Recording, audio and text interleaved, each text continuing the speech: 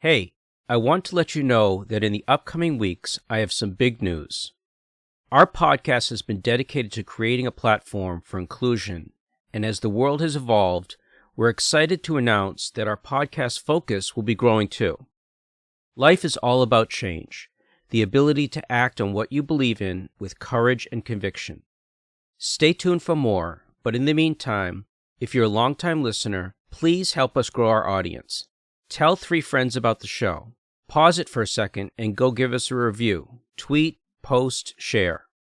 Yes, we want all the hard work we've been putting into the show to reach more ears. But more importantly, we want the incredible devotion of the people we showcase to be broadcast far and wide. And we can't do it without you. Thanks for your help, and now on with the show. Hi, I'm Jay Ruderman, and welcome to All Inclusive. Stories of activism, change, and courage. This is all wrong. I say put mental health first, because if you don't... This generation of Americans has already had enough. I stand before you not as an expert, but as a concerned citizen. Each episode, we bring you in-depth and intimate conversations with inspiring individuals trying to change the world. I stood up in front of my 7th grade class and I gave the presentation, and I remember I was shaking. I was so nervous. I had flashcards I had prepared. I had a PowerPoint and everything. And for this special episode, marking Mental Health Awareness Month, today on our show, Sophie Riegel. My goal isn't to make people change their language immediately. It is just to make people think about the words they're using. The first time Sophie Riegel had a panic attack, it felt like the walls were closing in on her. After reaching out for help and discovering her middle school and pediatrician were ill-equipped to talk about mental health, Sophie knew she had to find her own path. On the outside, I had perfect grades. I ended up being the valedictorian. Everything seemed to be going really well, but the truth was I had 4 different anxiety disorders, and they were so bad to the point that I didn't think I would actually graduate high school. Now a junior at Duke University, Sophie is the author of 2 books, including one she wrote during her senior year in high school, Don't Tell Me to Relax, a powerful memoir about her journey with OCD and general anxiety disorder. Following her own experiences, Sophie has made it her life's mission to support young people in their own mental health struggles and educate parents on how they can better support their children. If I could help just one person by sharing my story, how amazing of a gift would that be? I feel incredibly lucky to have Sophie on our show. Can you walk us through the first time you remember experiencing anxiety as a young person? Absolutely. So my parents tell me all the time that I experienced anxiety before I actually knew what it was or remembered what it was. But the first time I really, really remember was in 5th grade. I was at a sleepover party with a couple of friends, and we were playing Truth or Dare, and they asked me what my biggest fear was. And at the time, I didn't know that this was irrational, but my biggest fear was glitter. And I woke up the next morning and they had dumped a bucket of glitter in my hair. I shut the door behind me and look at myself in the mirror. I scan my body, hair, and then face. That's when I notice it. A shiny green speck. I try to rub it off, but it won't budge. I move closer to the mirror to get a better look and see if I can pick it off with my fingernails surgically, like playing the game Operation. I manage to get it off, only to realize it's one of millions. My entire scalp is covered in green glitter. I let out the biggest scream of my life and don't stop yelling. My heart feels like it's exploding out of my throat. I want to punch the mirror. I try to scratch the glitter out of my hair and off my skin, but it won't come off. I dig my nails so deep into my skin, I start to bleed. I remember just feeling completely overwhelmed and really blindsided and just incredibly anxious about the situation.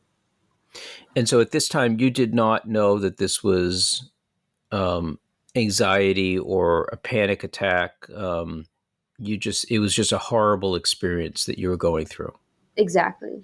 Were you able to communicate to a doctor or family members about what you were going through? I think eventually, 2 years later, I was able to when I was diagnosed with OCD. But at that time, I didn't understand that my reaction was kind of abnormal. or that it was an irrational fear that I had. And it's interesting because my mom also has OCD, and she thinks about why she didn't quite realize if she has OCD that I had OCD as well. I always felt like I didn't quite fit in, and I was wondering why no one else seemed as stressed as I did, why no one else felt uncomfortable in social situations and that sort of thing. Like everyone just seemed really free and easygoing. And I thought there was just something wrong with me. And eventually when there was a name to it, and I was able to understand this is anxiety, this is a legitimate thing that is happening, it really changed things for me. Could you describe for us, because I'm thinking about, my teenage daughter and my teenage sons and what they may be going through. What does it feel like when you're going through an episode of anxiety or a panic attack? What was that like? It's hard to explain to someone who's never had a panic attack, but if you ask most people, they will say to you that they feel like they were dying. And for me, I felt the same way. I felt like I need to call 911 immediately or I'm going to die and have a heart attack. It felt like the walls were closing in on me. And also, it felt like I was looking at myself from out of my body, like I wasn't in my body at all. So I was just watching myself experience this anxiety when there was nothing that I could do to stop it. So it's just completely overwhelming, and you don't quite know what's happening, especially in your first panic attack. You have no idea. You really do think you are going to die or faint or any of those things. So obviously this was really concerning for you. What about your family that was seeing you go through this? How did they deal with it? My family, my immediate family, so my twin brother and my parents all dealt with it slightly differently. When I was eventually diagnosed and things started actually getting worse before they got better, my mom, who also has OCD and a couple other anxiety disorders, was really sympathetic and was really able to help me get the help I needed. My dad, who I talk about all the time in this situation, he's a trained engineer, and so he was trained to see a problem and try to fix it. So he wanted to give advice or do anything he could to fix my mental health. And he didn't realize I didn't want advice. I really just wanted someone to listen to me. I really just wanted someone to hug me and support me. And so until we had the conversation about your kind of help isn't helping me, it was really hard for us to get on the same page about that. And my brother didn't know really that I had anxiety until the book came out and he read it, which I think is really funny. It's interesting. So I know that you experienced a great deal of bullying in school, and maybe you could talk about, your experience in school with bullying and how the school reacted to it. I don't want to say anything negative about the school, but what I can say is I don't think they were equipped to handle it.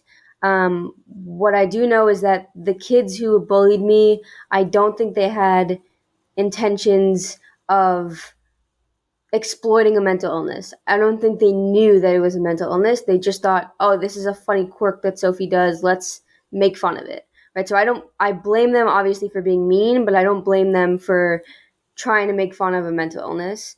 And so my experience was really challenging because I didn't know how to explain that this isn't something to make fun of.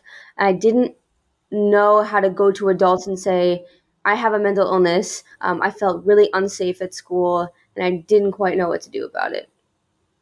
So at what point, I know you made a presentation to your class, which I think was, in your words, a very difficult thing to do, to talk about the incident with the glitter and your fear of red markers. And can you tell us how that went and actually how it came about that you had the courage to stand up in front of a class after being bullied? Yeah. So currently today, I'm a professional speaker. If you had met me 5, 6, 7 years ago, I was a shy kid. I did not want to speak in front of really anyone. So this was a huge deal for me. I ended up having a session with my therapist where I said, I don't know how to deal with these people who are bullying me. And she basically said the only way to deal with bullies is to educate them. So I spoke to the principal and the guidance counselors and a whole bunch of people at the middle school, and I said, I really need to give this presentation about what it's like living with anxiety and what it's like living with OCD. And I stood up in front of my 7th grade class, and I gave the presentation, and I remember I was shaking. I was so nervous. I had flashcards I had prepared. I had a PowerPoint and everything. And afterwards, anyone who had bullied me came out to me and apologized because they didn't know quite the impact that they were having. I remember exactly what I was wearing. I can picture the room, and even though this was seven years ago, I can fully picture everything. I remember being incredibly nervous, and I don't know what gave me the courage. Maybe it was just the fact that I didn't want to live with going to school every day in fear, and this was kind of a last resort. I think being able to admit that not only did I have these anxiety disorders, but also like I'm not a perfect human being, that changed things for me because I had always, even throughout high school, put off the front. Like, I am excellent at school. I'm excellent at sports. I'm excellent in all these things. Look at me. I'm perfect. And when I was finally able to admit to everyone, like, what you see on the outside is not what I'm feeling on the inside, it really changed my perspective on I don't need to be perfect to be acceptable, to be liked, to be good enough. So maybe you could talk a little bit about, who you are in terms of, I know that you were the valedictorian of your class and you were a star athlete and you had a close, family relationship. And you say often, people who look like from the outside that things are going great, maybe dealing with very different set of circumstances, inside their head. But maybe you could talk a little bit about yourself and who you were in high school and what your life was like. So in high school on the outside, I had perfect grades. I ended up being the valedictorian. I was an All-American race walker. I had, everything seemed to be going really well, but the truth was I had 4 different anxiety disorders, and they were so bad to the point that I didn't think I would actually graduate high school. No one saw that when I took tests, my vision actually went away because I was having panic attacks, so I couldn't actually see the test. No one saw the conversations that I had with teachers after class about not being able to turn work in because I had a psychiatrist appointment that I had that was scheduled. Nobody saw the amount of times I was crying in my guidance counselor's office. So these are the things that people just didn't see, and because they didn't see it, they didn't know what was going on behind the star athlete, star student front that I was giving off. When you finally, were able to see the doctors and be diagnosed, what was your diagnosis? In 7th grade, I was diagnosed with obsessive compulsive disorder, as well as trichotillomania, which is a hair pulling disorder that's often associated with OCD. And then later in 10th grade, I was diagnosed with generalized anxiety disorder and panic disorder. And can you talk a little bit about OCD? Because I think that there's a common misconception that OCD just means, wanting things really orderly, but there's something else behind that.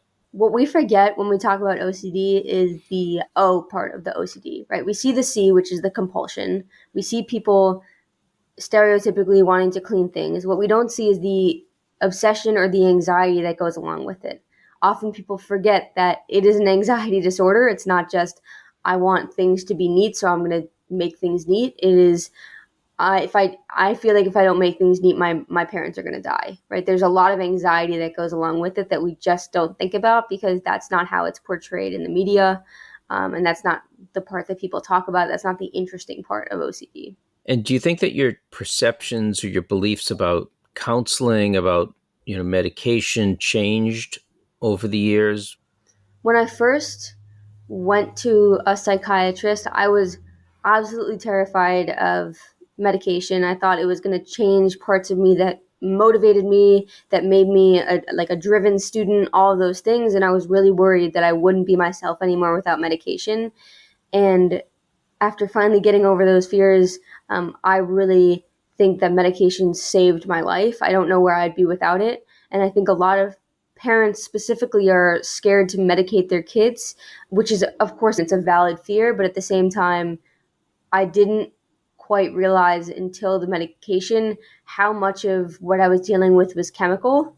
I really thought if I just think differently, or if I just do things differently, maybe something will change. But the truth is, there's a chemical imbalance that we also need to deal with. And the medication was the thing that really pushed things over the edge for me to be who I am today and where I am today.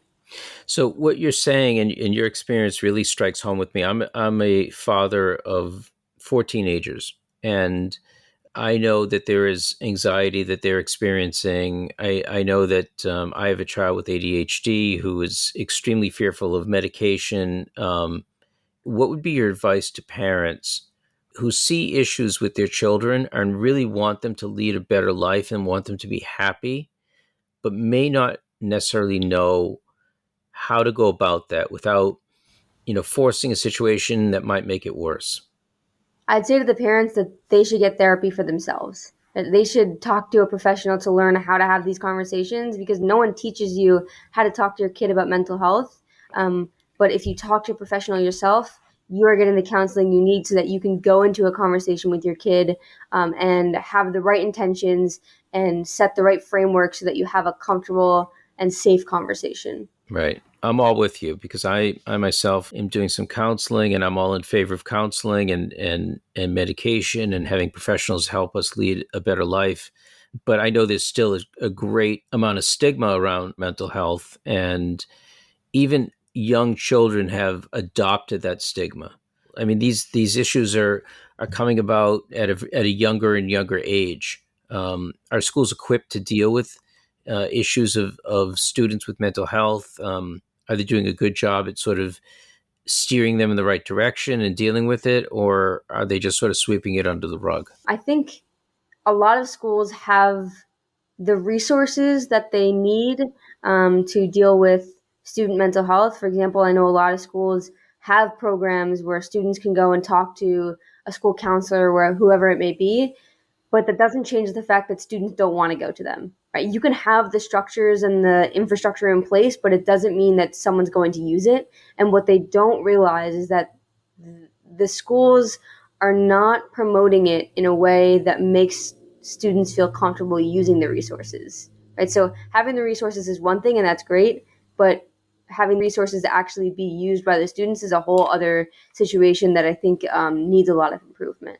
And how can they improve?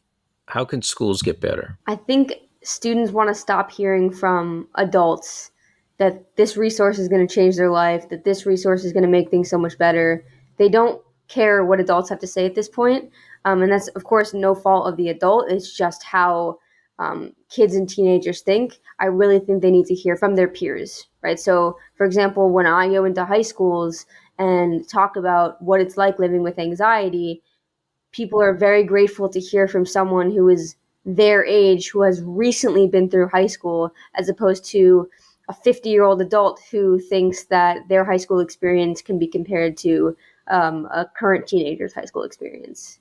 When you meet a student, a young person, after one of your talks, and they're like, "I'm struggling. What do I do?" What's the first thing you tell them to do? I always tell them that they took the right first step, which is acknowledging that they're struggling.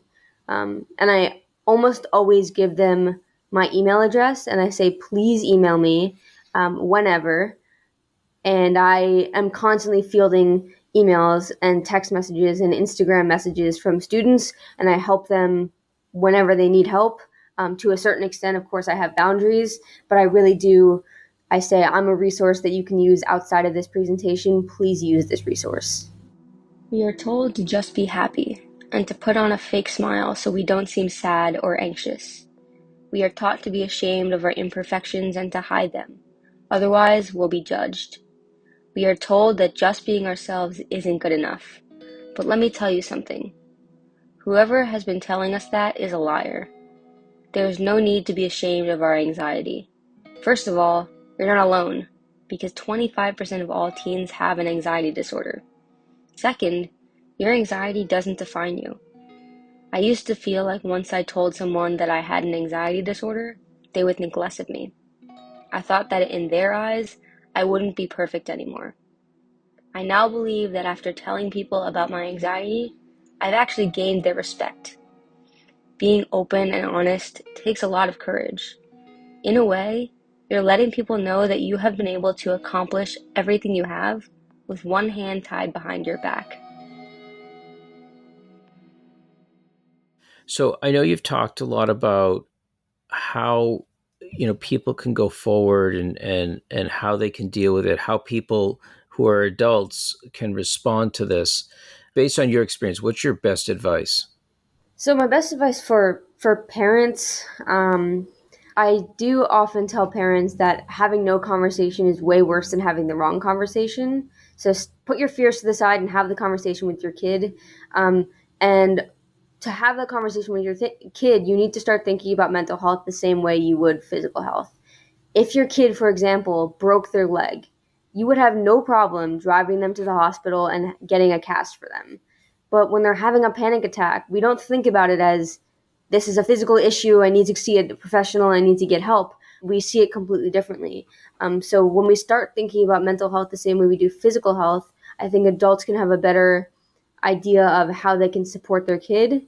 And I also think adults tend to use language that is called toxic positivity, where they say things to their kid like, you're going to feel better in a week, or don't worry about it, or you're so strong, anything that doesn't kill you makes you stronger. And these are things that kids and teenagers do not want to hear. We don't want perspective from the adult. What we really want is support and acknowledgement of the fact that we're going through a hard time. For the kids, on the other hand, or teenagers, my biggest advice is you don't need to talk to your parents, but you need to talk to someone. And that's also the parents' least favorite advice. Your kids don't need to talk to you, but they do need to talk to someone, and you need to get over the fact that they might not want to talk to you. It's most likely not personal. It's just the fact that it's a teenager who doesn't want to talk to their parents about their personal problems. So when I say to my kids, listen, my number one goal is for you to be happy. I don't care what you get in your grades. I don't care, where you go to college. I just want you to be happy. Is that falling on deaf ears? No. So that is different than saying to them, you'll understand in a few years that this won't even matter, right? You are saying to them, I don't care what you do as long as you're happy, which is different than saying you need to think about your happiness, right? It's not a command. This is just you telling them that that's what you care about. And I think that's actually a really helpful thing for them to hear. Maybe you can tell us a little bit about how you started to write your first book, Don't Tell Me to Relax, One Team's Journey to Survive Anxiety, and how you can too. You started writing this during high school. Can you tell us a little bit about how this came about and your journey in writing the book?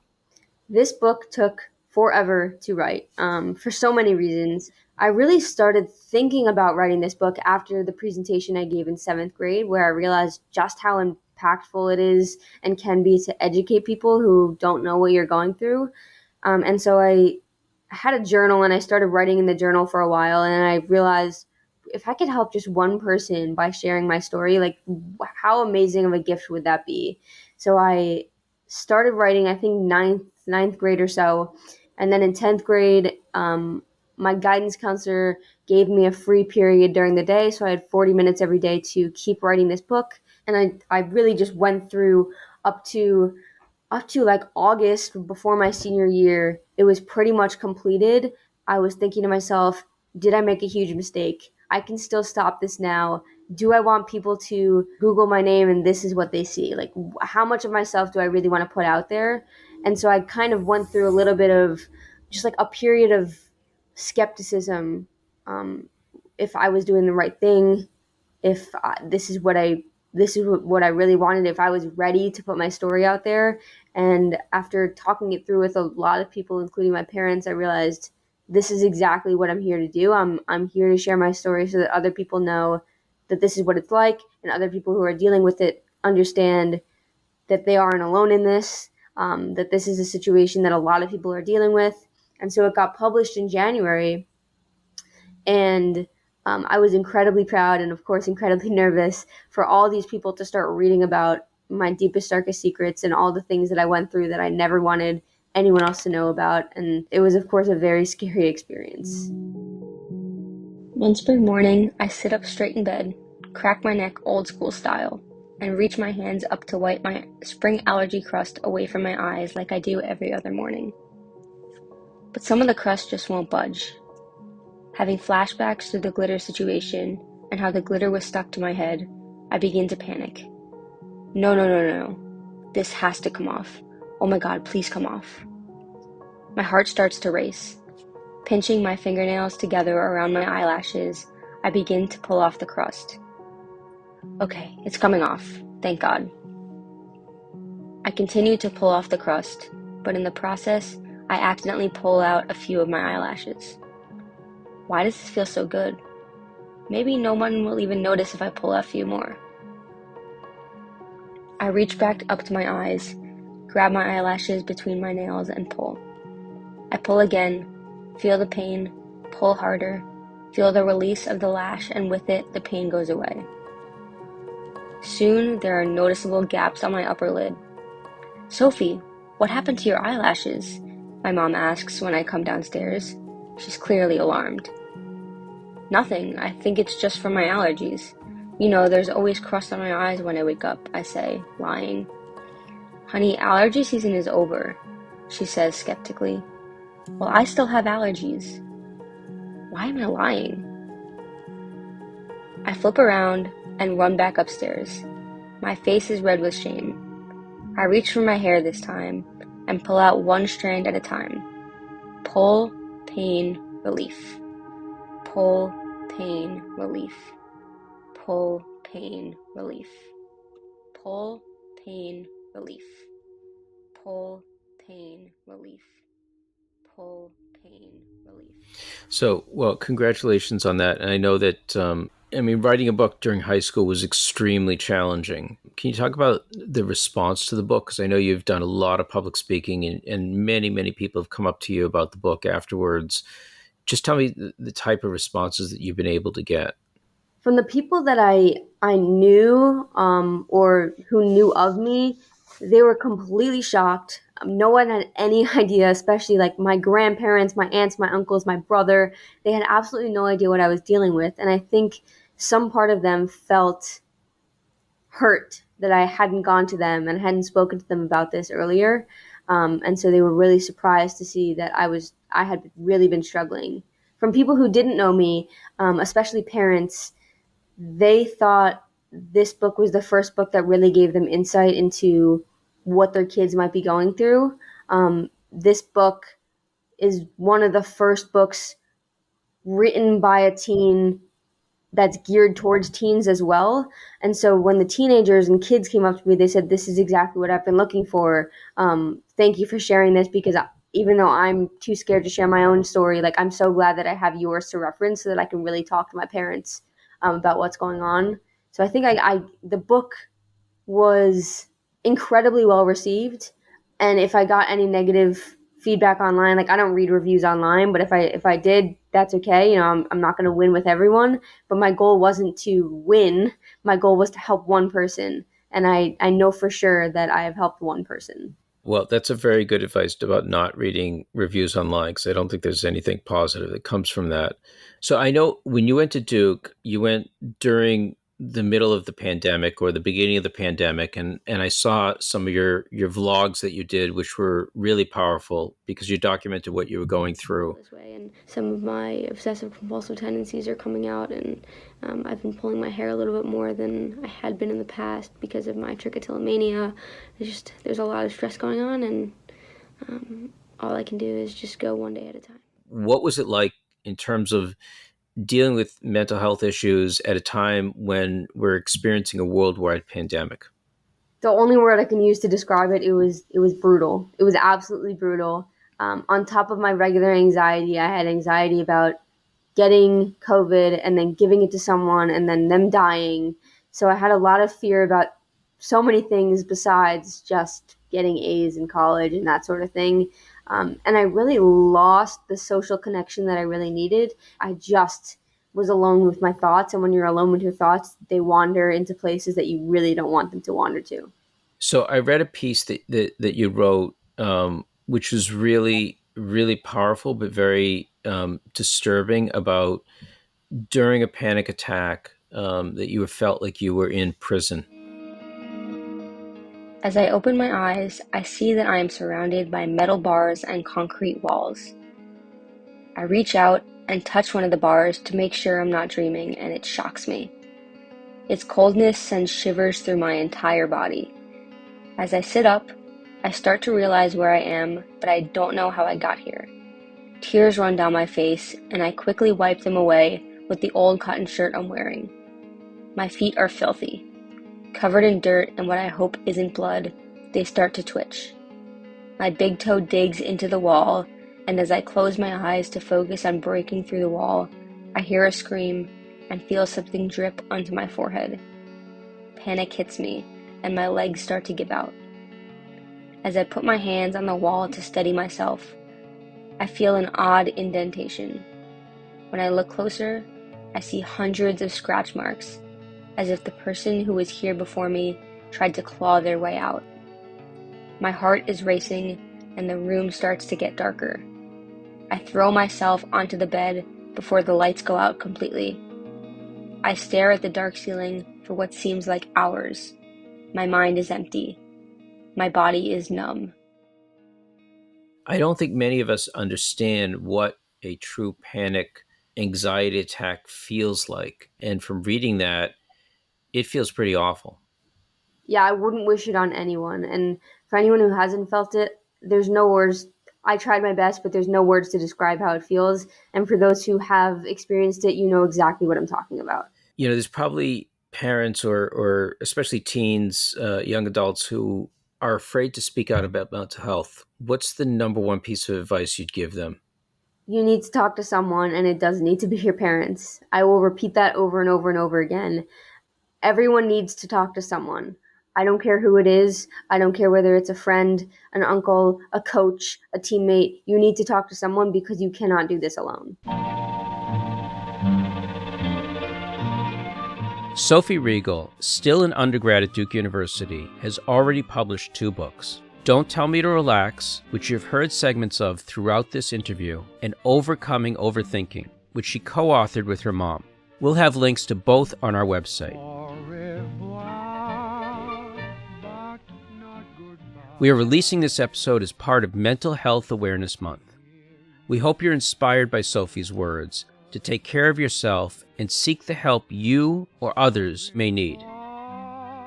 If you want to learn more about mental health and find possible resources, please visit the Ruderman Family Foundation Mental Health Resources page. We'll link to that page in the episode description.